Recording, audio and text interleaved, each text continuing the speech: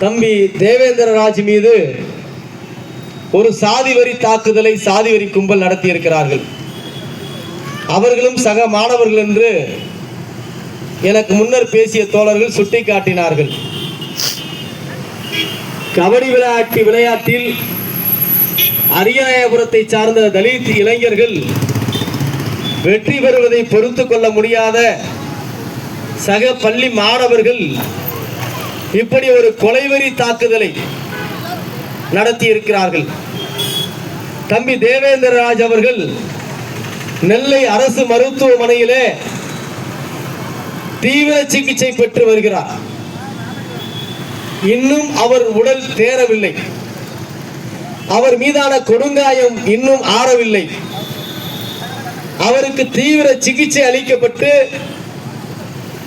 இன்றைக்கும் உயிருக்கு போராடி கொண்டிருக்கக்கூடிய நிலையில் தம்பி தேவேந்திரராஜ் இருக்கிறார்.